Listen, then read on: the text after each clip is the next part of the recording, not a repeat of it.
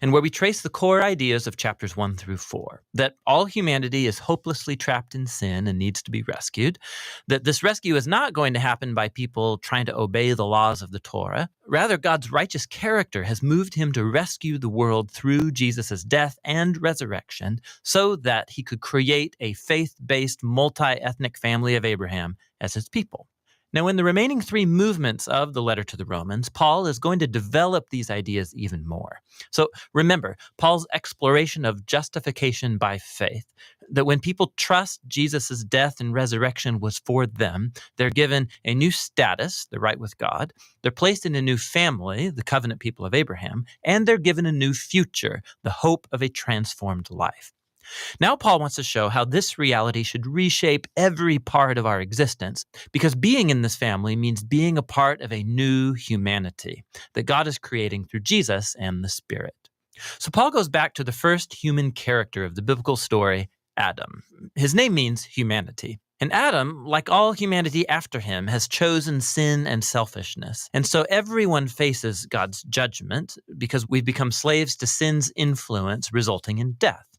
But then Paul contrasts Adam with Jesus, who he says is the new Adam, a human who lived in faithful obedience to God, shown through his act of sacrificial love. And now Jesus offers his life as a gift to others so that they can be justified before God. And so Jesus stands as the head of a new humanity that is being transformed by this gift, which leads him to chapter 6.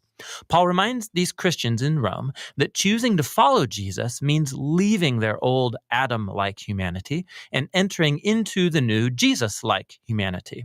And their baptism was a sacred symbol of that transition. Their old humanity died with Jesus, and their new humanity was raised with him from the dead. So when a person trusts in Jesus, their life becomes joined to his life.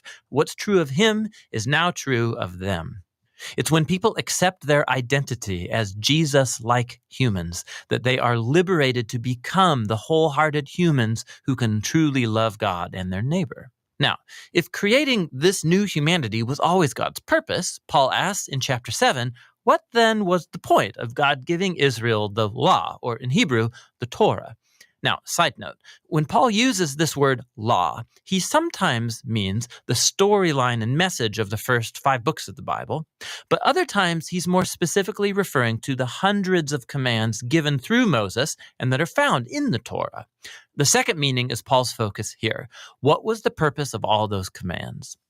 Paul says that the commands of the Torah were good. They showed God's will for how Israel was to live. But if you read the storyline of the Torah, Israel broke all those commands. The more laws Israel received, the more they replayed the sin of Adam and rebelled. So even when God gave his people specific moral rules to obey, that did not fix the problem of the sinful human heart. And so paradoxically, these rules made Israel even more guilty. But Paul says that paradox is the point. God's goal was to make it crystal clear that it's evil that's hijacked the human heart, and that the Torah, good as it is, could not do a thing about it. But Paul says in chapter 8, the solution has arrived in Jesus and the Spirit. And here's how. The commands of the Torah acted like a magnifying glass. It focused the problem of the human condition into one place, the people of Israel. But now Israel's representative, Jesus the Messiah, has paid for and dealt with all of that sin through his death and his resurrection. And now Jesus has released his Spirit into his new family to transform their hearts so that they can truly fulfill the call of all of the Torah's commands to love God and neighbor. And there's more. God's renewal of human beings is the first step of his larger mission to rescue and renew all of creation, making it a place where his love gets the final word. Now you can see how chapters 1 through 8 are one long flow of thought here, but it raises some other questions. If all of this was God's purpose, what is the current status then of Paul's fellow Israelites who don't acknowledge Jesus as the Messiah? How does this story fulfill God's promises to them? Well, Paul begins in chapter 9 with his own anguish over fellow Israelites who don't think Jesus is their Messiah. And it leads him to reflect on Israel in the past from the Old Testament story. And he reminds us that simply being an ethnic Israelite, a physical descendant of Abraham, never made one automatically a faithful member of the covenant family. Paul shows us how God has always selected a subset from Abraham's family to carry on the line of promise. And his point is that now that line of promise is carried on by those who follow Jesus.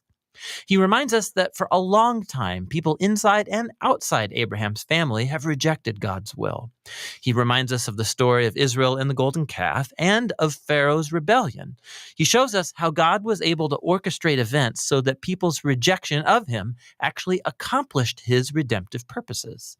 And so in chapter 10, Paul turns his focus to Israel in the present. The reason many Israelites reject Jesus is because they're basing their covenant relationship with God on their performance of the commands in the Torah. And so sadly, they don't recognize what God has done through Jesus to create a new covenant family on the basis of faith.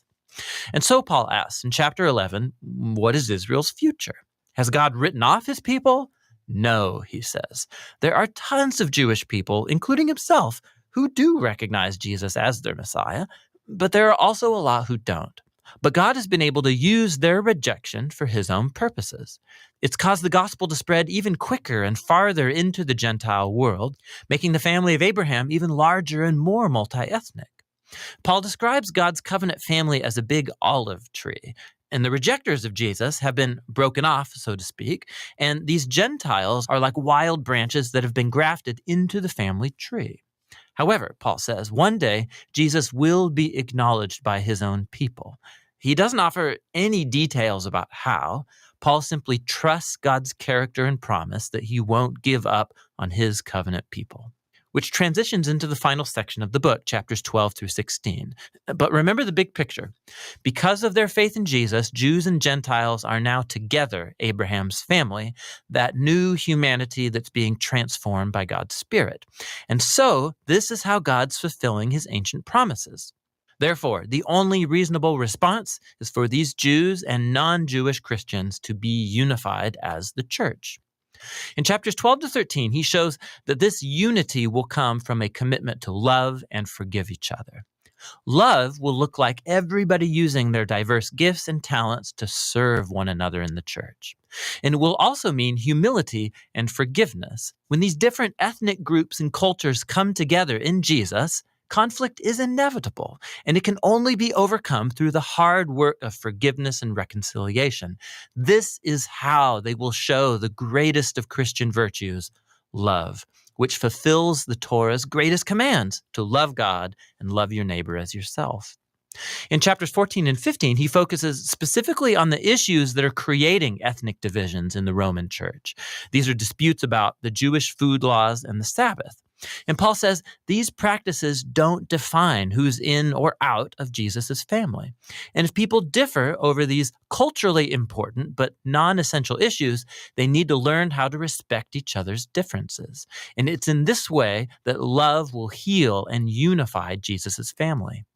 Paul closes the letter by first commending Phoebe, who's a key leader in the church of Cenchreae. She had the honor of carrying and perhaps even reading this letter aloud to the Roman churches for the first time. Paul then concludes by greeting all the people that he hasn't seen for a long time, and that's the end. Whoa.